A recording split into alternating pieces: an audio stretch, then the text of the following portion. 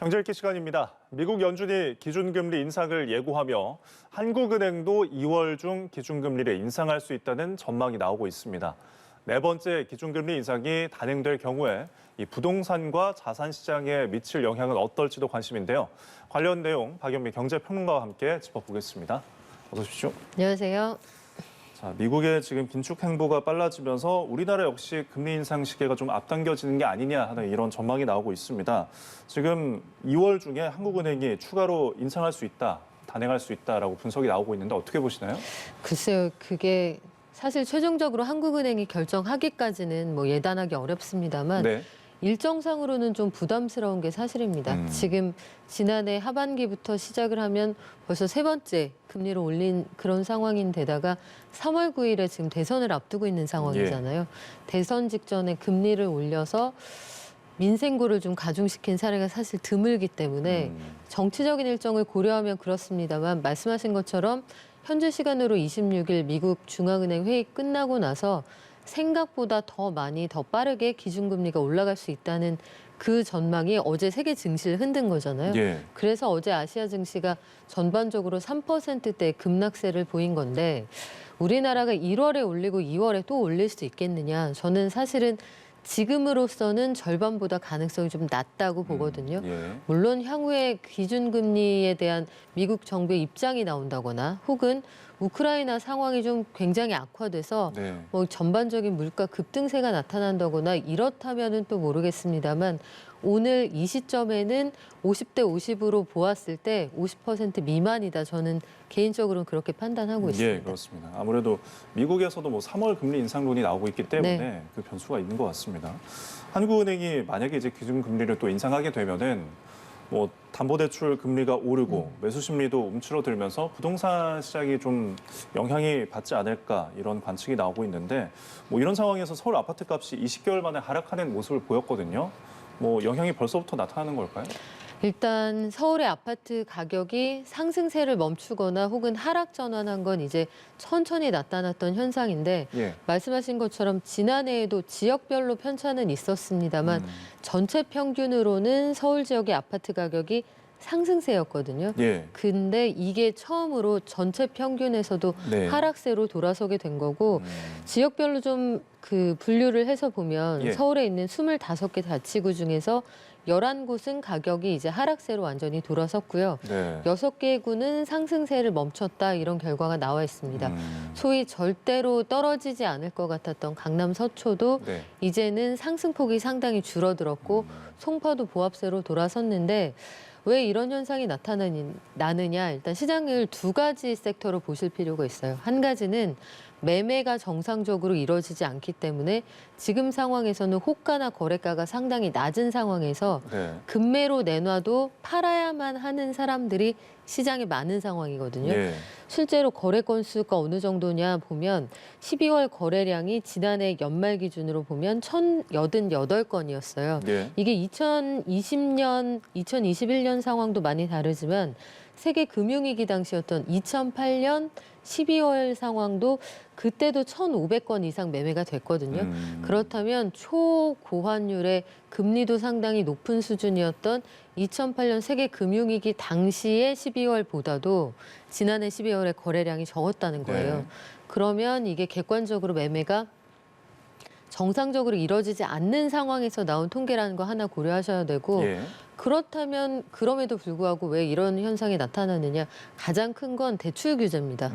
돈이 있어야 집을 사겠죠. 네. 그러니까 대다수는 현금 주고 15억이면 잠깐만요 하고 지갑에서 꺼내서 지불하는 게 아니란 말이에요. 그렇죠.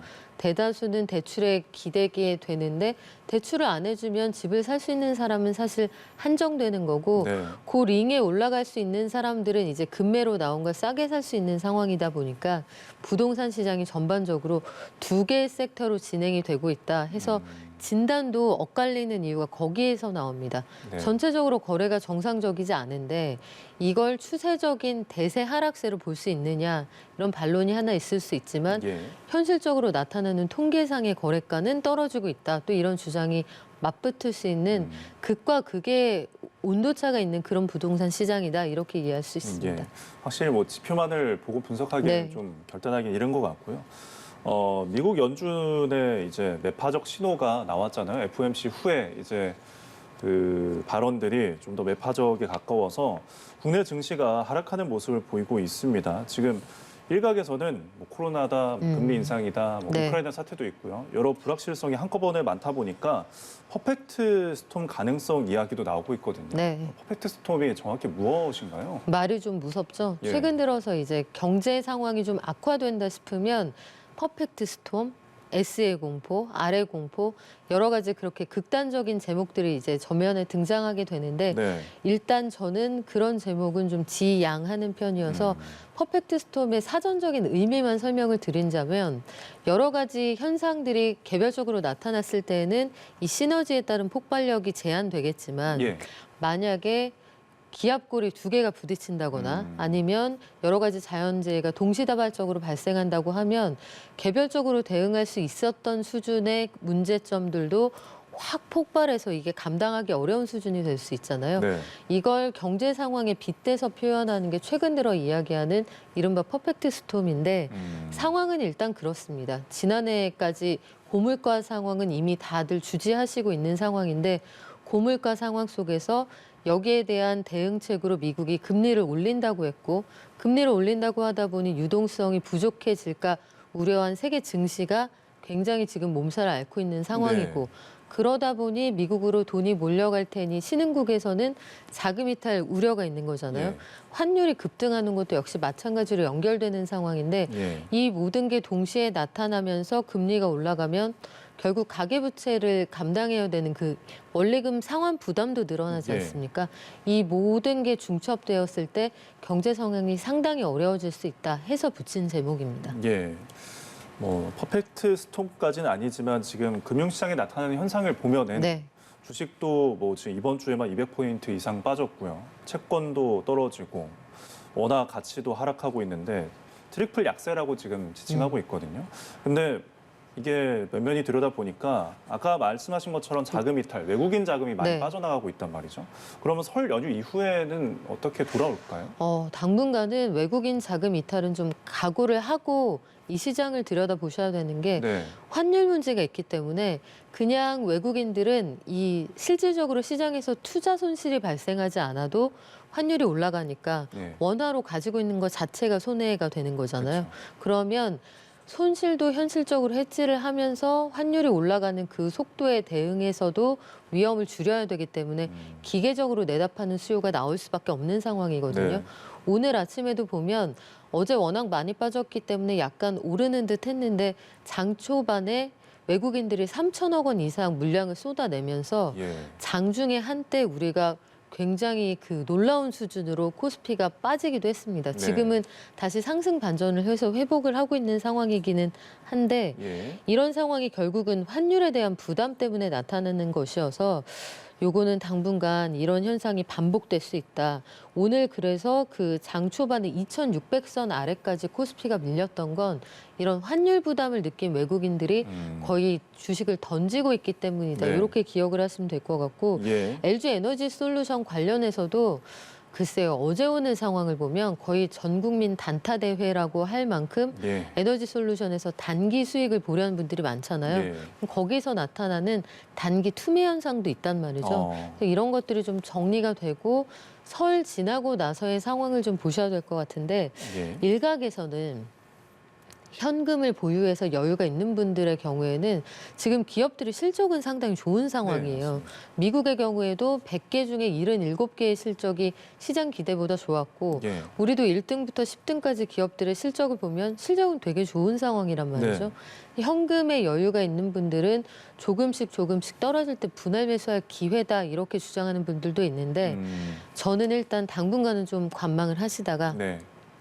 2월 들어서 이제 금리의 방향성이나 아니면 우크라이나 사태나 이런 것들이 방향성을 좀 보여준다 싶을 때 그때 주식의 그 수준을 전반적으로 보시고 예. 그때 들어가셔도 늦지 않을 것 같다는 생각이 드네요. 예.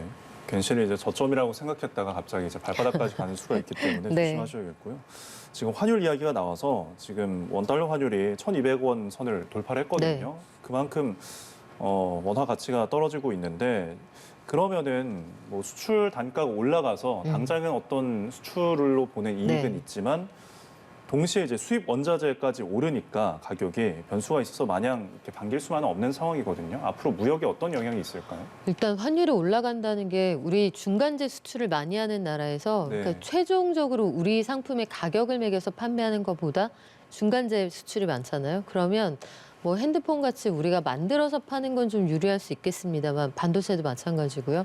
그런데 중간에 수입해에 들여오는 원자재 값이 올라가면 많이 팔고도 실질적으로는 남지 않는 그런 상황이 될 수 있거든요. 네. 또한 종국적으로 이게 소비자 물가에 반영이 되면 사람들이 돈을 좀 덜 쓰게 되겠죠.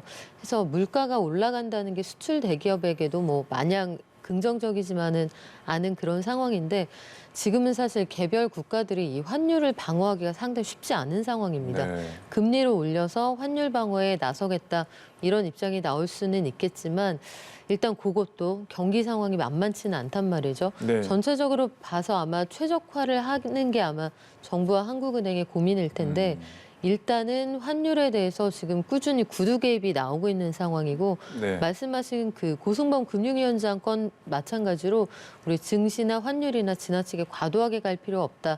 안정을 시키면서 금리도 적절할 때 올려가면서 아마 완충을 할 겁니다. 네. 다만 한번 1200선이 뚫렸기 때문에 상향 가능성은 여전히 남아있다는 점은 좀 주의하셔야 될 것 예, 같습니다. 그렇습니다.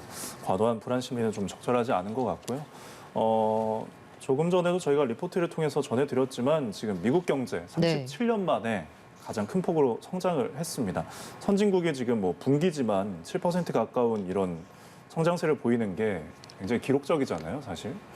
뭐 이 성장세가 이어지면은 어떤 추가 금리 인상이나 긴축 정책에 힘이 네. 더 실리지 않겠나 하는 관측이 나오는데 어떻게 보시나요? 일단 지표상으로는 그렇죠. 미국 경제가 5.7% 성장을 했습니다. 지난해. 사실 놀라운 숫자잖아요. 그렇죠. 이 미국이라는 큰 덩어리의 나라가 또 이게 얼마 만의 기록인지 숫자만 놓고 비교를 한다면 37년 사이 가장 높은 성장률입니다. 37년 전이면 1984년 레이건 대통령 당시거든요. 당시에 그 소위 냉전 시대였기 때문에 네. 이 블록을 이루고 있는 진영 국가들끼리 서로 봐주는 무역을 하면서 다 같이 잘 살아보자 이런 분위기여서 네. 무한 경쟁이 일어나기 이전 상황이에요. 그러니까 그때만큼 숫자가 좋았다는 얘기인데 정상적인 숫자는 아닙니다. 네. 종전에 이게 2020년하고 비교를 좀 해보셔야 되는데 2020년 미국의 성장률이 마이너스 3.5%였어요. 그러면 지하 4층 가까이 내려갔던 성장률이 5.7% 올랐다고 해도 이제 수면 위로 약간 정상적인 수준으로 조금 올라온 수준이지 정말로 미국 경제가 이렇게 폭발적으로 성장했다 이렇게 보기는 어렵고요. 예. 다만 미국 경제에서 좀 긍정적으로 볼 수 있었던 부분은 경제가 만만치 않았는데도 정부가 막대한 지원금을 뿌리면서 소비 심리를 유지했다는 점인데 예. 향후에 물가가 어떻게 가느냐에 따라서 미국에서도 그거 좀 달라질 수 있거든요. 미국에서도 금리를 올릴 때 그래서 그 부분을 가장 유의해서 보고 있습니다. 네. 그럼 내년 1분기에도 또 주목이 되겠네요. 네. 알겠습니다. 지금까지 박연미 경제평론가와 함께했습니다. 고맙습니다.